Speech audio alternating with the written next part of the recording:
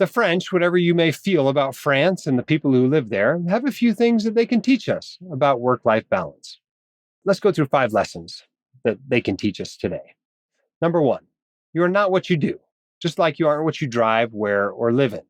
When you go to France, they do not ask. It's considered rude to ask you what you do for a living. It certainly won't be the first question asked like it is at a cocktail party in the United States. Number 2, there's a third stage of life, the one after kids leave home and you stop working for pay, that you should prepare for and enjoy. So the French view these things as 3 stages of life: the pre-career stage, the career stage, and this post-career stage. And they view that you should be preparing for this and looking forward to it and enjoying it. And, that it's not, you don't lose your identity. That's just part of life. 3, take your vacation and ask for more. There are some things that should not be put off until you're retired.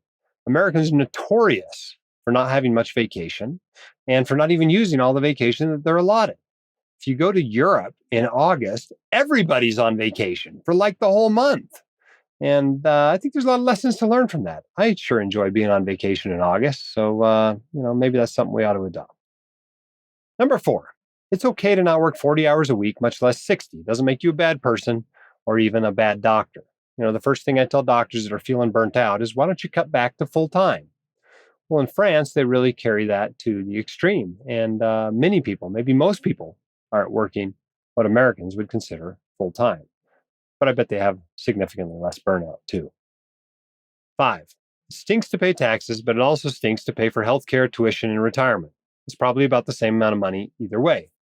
Yes, the French have high marginal tax rates, but they also don't have to pay for some things that eat up a big part of our after-tax spending: healthcare, tuition, and retirement. That's kind of taken care of over there. So you're getting something for your taxes, and whether you pay in taxes or whether you pay separately, it probably doesn't matter all that much. Now, like anything in life, take what you find useful from these lessons and leave the rest. But it's worth contemplating the French perspective on balancing work and life, as it differs from the American standard. Americans enjoy their hard-driving reputation. The culture in medicine is a great example. The French are far more interested in work-life balance. The standard work week is 35 hours. They also get 5 weeks of vacation at a minimum, and they actually take it. Americans average 11 days, and they feel guilty taking it.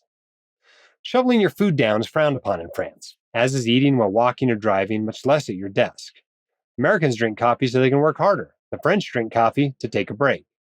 An American who works a lot of overtime is viewed as hardworking and productive. To the French, that person is not productive because they can't get their work done during the 35-hour work week.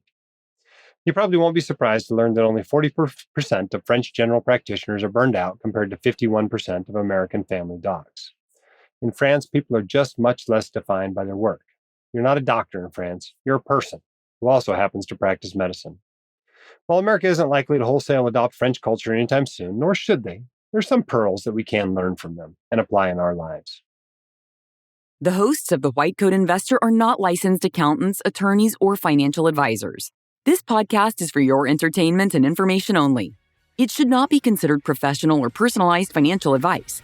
You should consult the appropriate professional for specific advice relating to your situation.